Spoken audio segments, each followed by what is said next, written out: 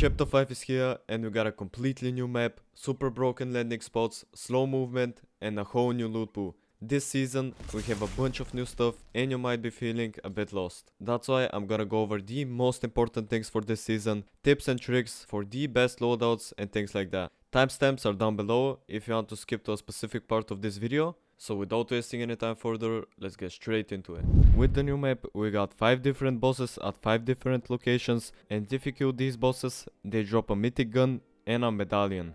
These medallions are like the craziest things in the game right now, and this is how they work. You collect these medallions, and each medallion you have will be regenerating your shield constantly, meaning if you take damage, for example, it will slowly regenerate your shield back to 100. And the cool thing is, the more medallions you have, the faster your shield will regenerate, which is basically leaving you with full shield for the rest of the game.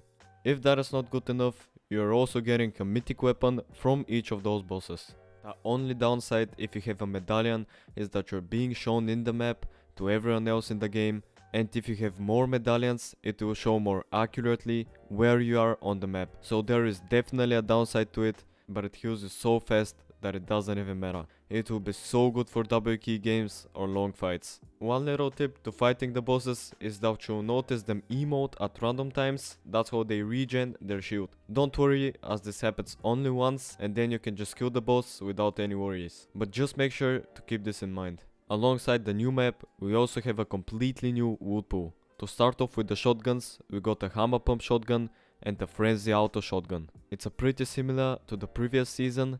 We had the pump, which is pretty good for taking peek shots, while the auto shotgun is good for jumping into boxes. For the ARs, we got the Nemesis AR and a Striker AR. The Nemesis shoots a bit slower and is very accurate. On the other hand, the Striker shoots very fast and is also decently accurate. Now, for the SMGs, this is where it gets really broken. The Thunderburst SMG is not really the best SMG, but the Hyper SMG is amazing, as it shoots very fast and is basically able to kill people through walls. This is definitely one of the most OP items this season. Coming directly to the next most OP item this season, it is definitely the Reaper Sniper Rifle. Now, I'm not sure if this item is going to be in competitive, and I can guess why. It is fairly easy to hit an enemy, as the Reaper Sniper Rifle has great accuracy and also one-shots you to the head. Lastly, there is also the Ranger Pistol that is basically okay, but nothing special. Regarding movement items, we got a new thing called Grapple Blade. This is basically the Grappler of Chapter 5. It latches onto different structures and sends you flying, but is definitely not as OP as some of the previous rotation items we had. I still assume that it will be used in competitive by many pros, as you can still make plays to take height or rotate while saving mats. Lastly, of course, we have shockwaves, but they probably won't be in competitive. One of the nice upgrades this season are heals. Now you can walk around while popping any type of shield. Big shields and medkits now gradually heal you over time, and if you stop the animation, the item disappears and you won't be able to use it anymore.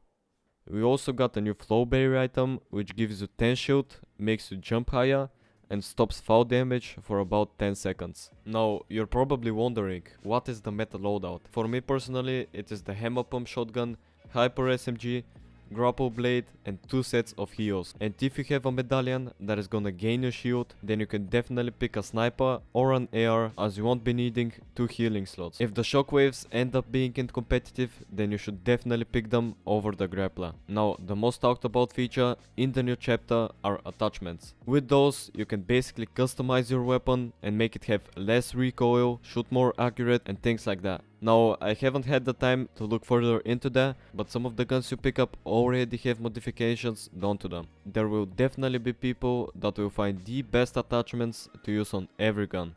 Of course, you should still experiment and find what works best for you. Now we come to the weird part, and it is the new movement.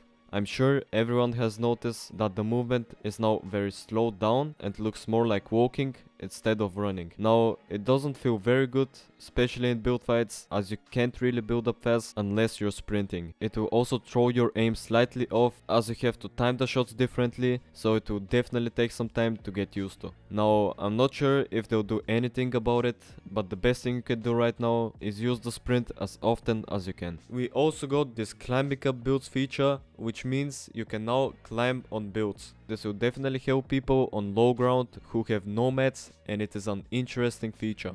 Now, let's talk about the competitive changes. To start off, the prize pool for duos has finally increased to $4,000 for top 1, meaning each player earns $2,000. That is definitely a step in the right direction and will motivate much more players to play. We also got a change in solos. The amount of people who can go out to the Solo Cash Cup finals has increased. In EU it is now top 11,500 and in NA it is top 9,000. This is very nice as it will give more players the opportunity to make money in the Solo Cash Cup. To top it off, we got a console only and 0 build Cash Cups. Tourneys stop on December 22nd and will continue in mid-January. But for the next 2 weeks, we got a lot of tournaments that will take place. Lastly, yes, there will be FNCS and all I know is that it's gonna be duos. Now, you might be wondering, what should I do to do good in this season and get used to the new meta? So that is why I will be giving you some tips and tricks how you can stay on top of your game. First off, you want to explore the map like crazy. You should have discovered every location and you should find a spot that you like a lot and land there nearly every time. You should also get used to all the new guns and attachments as they will play a big role this season. To practice that, you should definitely play some creative. I will leave some maps in the description down below. You need to do that as you can allow yourself to test some things out and make mistakes, because creative has a controlled environment and it is better to make mistakes in creative and then do good in cash cups than the other way around. After the first tourney happens, make sure to watch some gameplay of pros and look what they do good and try to improve on that. Finally, make sure that you're patient and have fun with the whole process. If you utilize all those tips, you will definitely do good in competitive. And I'll have a lot of more content on the way, so make sure to stay tuned for that. I will see you again on the next one. Okay, I walked in looking like a old damn list. So much money on me, told you bitch to hold my shit. Ice on me cold, got me frozen in a bit.